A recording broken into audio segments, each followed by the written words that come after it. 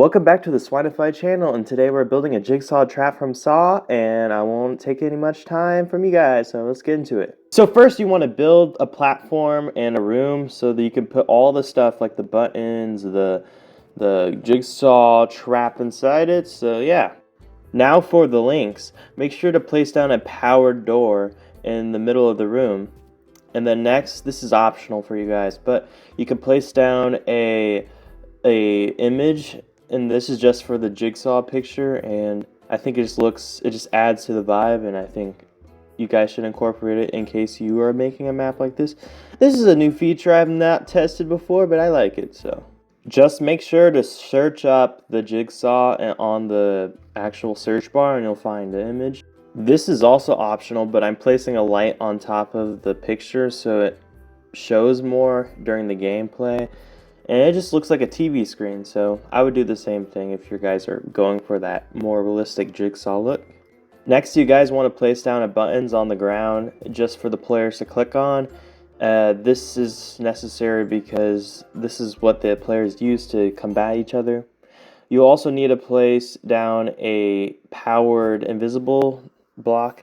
This helps the players to keep in one area so they don't try escaping, because why would Jigsaw want you to leave willingly? So that's what's going to happen. And this is also to make it so the players, if they lose, they'll die. We'll see how that works later on in the video. The powered invisible blocks should look like this. Next, we're going to use a way to kill the player, and so that's going to be used with the laser feature in the build mode, and that's going to kill the players. And we're going to place them all over the wall over here on the player 1 side, and then we'll have it on the player 2 side. So it should have, enough to kill them all through the invisible blocks, so that's good. Now to the more complicated part of things. So we're using a counter block on one side, and we're also going to use the operator block on the other side. And so basically these come in like tandem with each other. So basically we're going to connect the button to the operator block, and what that basically does is it senses how the button is going to change the operator block, and so the operator block we're going to set it to 1, so it's going to change and add up to 1, and we're going to connect the operator block to the counter block, which the counter block it senses what value it is. It basically is the baseline of things. And so the counter block is going to tell the counter if block, which we just placed now, and the counter if block is just going to tell you that if it hits a certain value, if it's either greater, equal than, blah, blah, blah, we're going to set it to greater than or equal to, because if the player accidentally hits the button a little more than it needs to be, it will still kill the player. And so basically we're going to connect the counter if gate to the laser doors, or lasers, and then it's going to kill the other player. And we're going to do the same thing on the other side. You want to make sure that the operator block is going to add up 1 each time, so it changes the counter block's value 1 each time the button is clicked. And we're going to use the counter if gate, or the counter if block, to sense if it hits 100 value, just so that if the player hits 100 or greater than that, then the laser doors or the lasers are going to activate and killing the other player. This time, make sure to add it on the opposite side of the player, so you're not going to just kill yourself once you click 100 times. Now you want to connect the buttons to the operator block so it tells it when to change.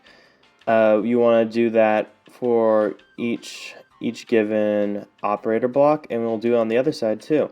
We'll connect this player 2's to the operator block and make sure that they're connected. Now let me break it down for you guys.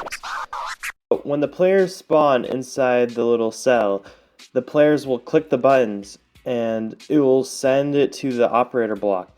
And the operator block is telling the counter block to add its value by 1. So each time the player clicks the button, the value will keep going up by 1.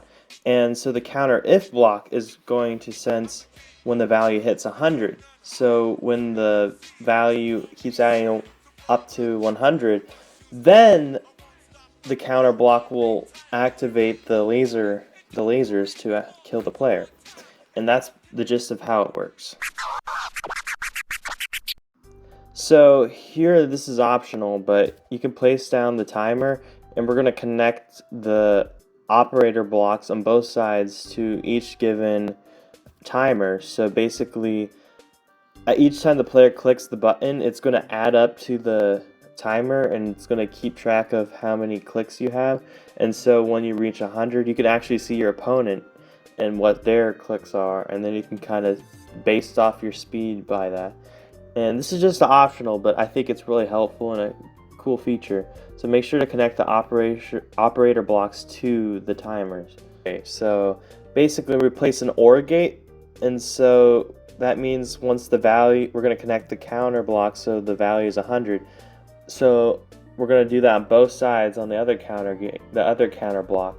And so basically what this means is that when either of the meaning if any of the players win, it will activate to the OR gate and it'll turn on the door.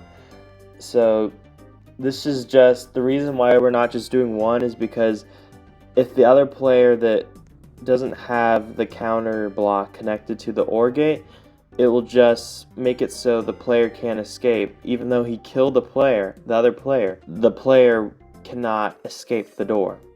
Now we're going to work out the invisible blocks, and we're going to make it so once the player wins, the gates will open up again. And so now what we're going to be doing is placing a NOT gate and connecting the OR gate to the NOT gate. So once if any of the players win, the NOT gate will connect to the invisible blocks and just release all the players from winning the game. And so this makes it so the player can escape freely without any repercussions. What I'm doing here is optional, but you can make an escape door, and I'm going to do a little trick up my sleeve, and I'm going to make it so if the player escapes, they'll literally just explode and die. And so that's my jigsaw trick. Hee hee hee, ha ha ha. I'm adding some final touches, and so I'm adding a sound block, and so basically we're going to place the sound block into the thing, and we're going to add an audio. So copy that audio if you want to use it, but it's the Jigsaw classic laugh sound. And so I'm going to basically make it so once the player wins, it starts laughing, and assuming it's laughing at the person that died, and we'll see about that. So it's going to activate, you connect the OR gate to the sound block, and then it's going to work. So everything should be hooked up if I'm not mistaken, so we're going to go place the player block and we'll test the game out. Alright, we're in the game, let's test the button. Oh, it didn't work. I know exactly what the issue is. I think I'm just going to quit the game and I'm going to adjust the counter. So basically, the issue is that it's set to a timer mode and it's set to a counter mode on the timers, so now it should work. Shabooyah! There we go, it clicked twice. Let's go ahead and just show all of it till it gets to 100 and see what happens. And there we go, it works. And let's go ahead and escape. And in theory, if there's a player, it would have died. So let's go ahead and escape. Bam! And that's the ultimate troll. That's the whole video. Thank you guys for watching so much. Watch my other videos because I have another tutorials, helpful tutorials like this one, and I'll make sure to have another video out soon. Alright, see you guys, bye bye.